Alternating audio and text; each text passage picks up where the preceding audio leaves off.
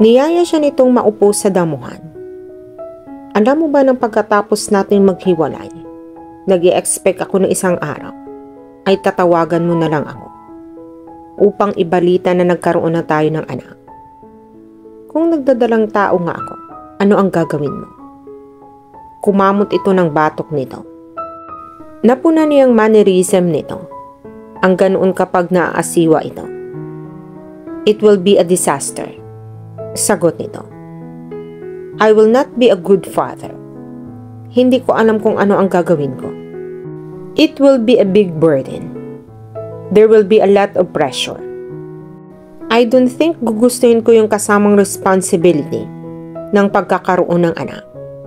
Baka kumbinsihin pa kita na ipaampo na lang ang bata. Tumawa ito. Gusto niya itong pagalitan. Your child, a big burden? Buti na lang, hindi ka nabundis. Tumango siya. Buti na lang. Aniya bago kinagat ng marahan ang ibabang labi niya. Natahimik ito. I am so lucky we've met.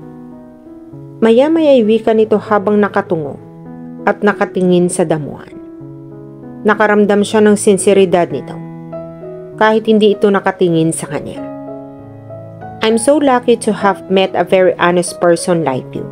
A very honest person? Siya? Isang malaking kasinungalingan ang kasalukuyan niyang ginagawa, ang pagtatago rito ng anak nila. Natahimik ulit ito. Nananatiling nakatingin lang ito sa damuhan. Habang hinahatak ang ilang hibla ng damo, kapag kuway ay tumingin ito sa kanya. Leia, I'm really sorry sa nangyari sa father mo. Kung hindi ko pinakialaman ang negosyo niya, kung tinulungan ko siya sa halip na hayaang gipitin siya, baka nagbago ang kapalaran ng pamilya mo. Napatingin siya rito. He was about to cry. Was he forcing himself not to cry? Sinisisi pala nito ang sarili sa nangyari sa kanyang pamilya. Nakaramdam siya ng awa rito. Ang akala niya ay mayabang pa rin ito, sa kabila na nangyari sa kanyang pamilya. Hindi ba't may pagkakataong inalipusta pa nito ang kanyang ama? Matagal na namayani sa kanila ang katahimikan. Nakatanaw siya sa kawalan habang nakatungo ito sa damuhan. Namalayan na lang niyang hawak na ulit niya ang kamay nito. Huwag mong masyadong sisihin ang sarili mo. Pag-aalo niya rito. My father really had a weak heart. Matagal nang may malubhang karamdaman yung kapatid ko. And my mother had always been weak, emotionally and mentally. Mali na isisi ko sa iyo ang mga nangyari sa kanila. He gently took her hands to his lips. Then, he made a proposition. Would she go to his hotel room? They would make love, probably for the last time. And then after that, he would let her decide if she wanted to go with him and be his lover. Hindi nangangako ng kasal at pamilya si Ryan.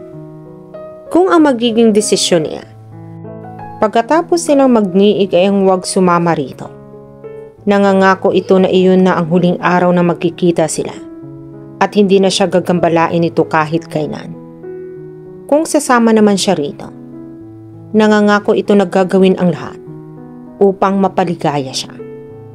She only had to spend an afternoon in Ryan's bed, just a few hours, and if she wanted, she would forever be free from him. Hindi makapaniwala si Ryan na nanginginig ang kamay niya habang hinuhubaran siya ni Leia sa loob ng madilim na kwarto niya. Si Leia ay nakapikit habang nakatayo sa harap niya. Hinahayaan lang siya nitong gawin ang gusto niya. The darkness couldn't conceal her exquisiteness. Noon lang siya nagnasa ng ganoon sa isang babae. Kailan pa siya kinakabahan sa piling ng isang babae? Wala siyang matatandaang sandali na kumabog ang dibdib niya habang nahuhubaran sa harap niya ang isang babae. Wala pang pagkakataon na nanginig ang kamay niya habang dinadantay ang kanyang palad sa balat ng isang babae. One of a kind, Leia had always been. The moments that would follow would be unforgettable for the two of them.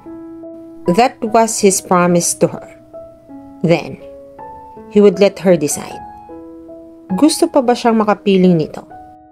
O gusto na nitong maglaho siya sa buhay nito? Ano man ang magiging desisyon nito, ay igagalang niya. Alam niyang magiging napakasaya niya kung pagkatapos nila ay magpapasya si Leia na wag na siyang umalis sa piling nito. He let her take her underwear off. She too was visibly nervous. Gaya niya. Hindi na rin niya mabilang kung ilang ulit na siyang napalunok habang unti-unting nahuhubara ng ganap sa harap niya si Leia. Clark, what's the matter with you? You already have seen her naked, he said to himself. Pagkahubad ng lahat ng saplot nito sa katawan, ay humiga ito sa kama habang nagsisimula naman siyang maghubad. Naroon pa rin ang panginginig ng kanyang mga daliri. Hindi lang niya alam kung nahahalata iyon ni Leia. She was probably busy trying to hide her own nervousness. With him stark naked like her, he lay on the bed beside her and started kissing her. He caressed her shoulders, her breast. Then he kissed her belly and caressed her thighs. He could feel her whole body starting to tremble. Hanggang sa muli niya itong angkinin. Hinayaan niya makatulog sa kama niya si Leia pagkatapos.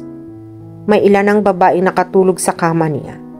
Pagkatapos niya makipagtalik ngunit dahil gusto niyang magtagal pa ang mga iyon sa kama niya. Si Leia, kahit habang panahon itong matulog sa kama niya, ay hindi siya tututol. Basta hindi siya pagbabawalang pagmasdan ito habang natutulog ito. She really was beautiful. She was a perfect woman. Baliw ang lalaking hahayaang makahulagpos pa sa mga kamay nito, ang isang tulad ni Leia. Ngunit nakapangako na siya rito. Kung ipapasya nito na magkalimutan na sila, ay wala siyang magagawa, kundi ang irespeto ang desisyon nito. Alam niyang mas malaki ang posibilidad na magpaalam na sa kanya si Leia mamaya. Ngunit ba siya aayaw nito? Hindi ba malinaw ang dahilan? Leia wanted marriage. She wanted a husband and a child. She wanted a family. Dinakwang niya ito at masuyong hinagod ang buhok nito. Her beauty continued to intoxicate him. Paano kung alukin niya ito ng kasal? Katanggapin ba nito iyon?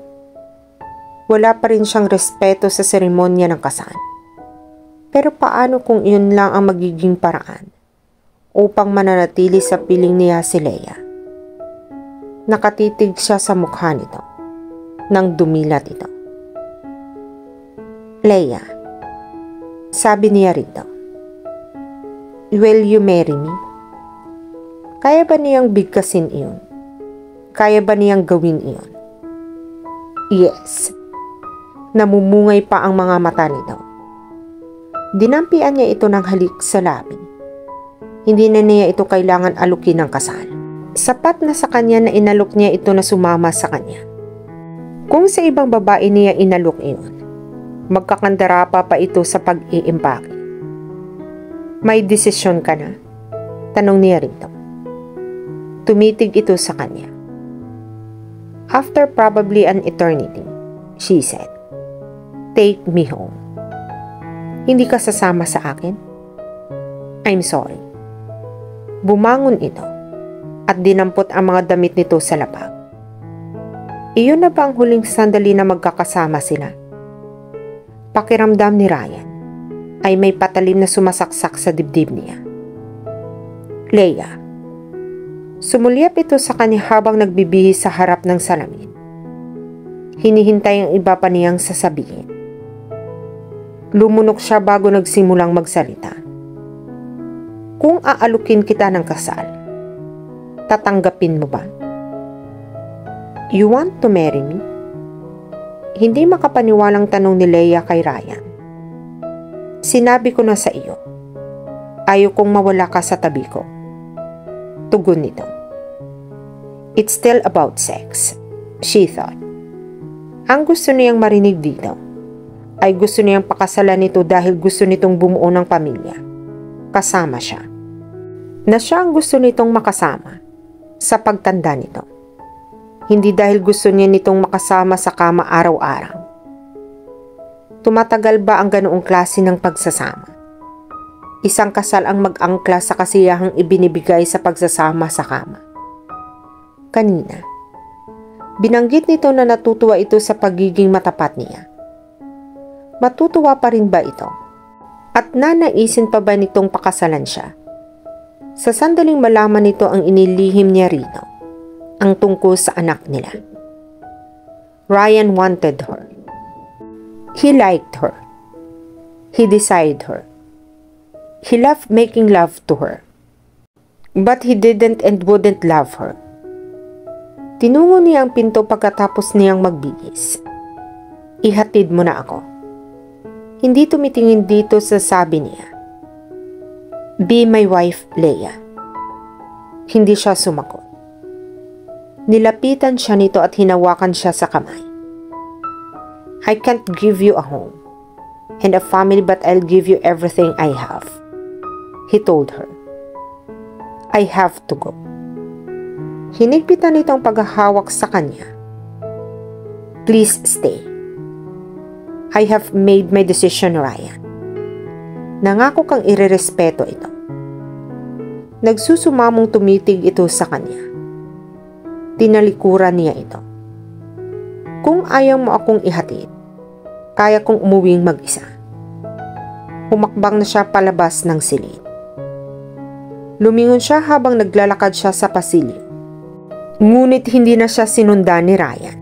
Inside the elevator, umiyak siya. Hindi na niya makikita pa uli ang lalaking tangi niyang minahal. Ang unang lalaking hinagka niya at ang nakaangkin sa kanya. The father of her child. Was it right to say goodbye to him? Yes, she thought. I'm doing the best thing for us. Hindi pa rin makapaniwala si Ryan na nagawa ni Leia na iwan siya. Inalok niya ito ng kasal. Ngunit tinanggihan siya nito. Ilang saglit din siya na nakatulala.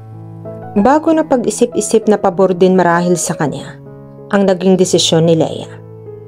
Right now, he was obsessed with her.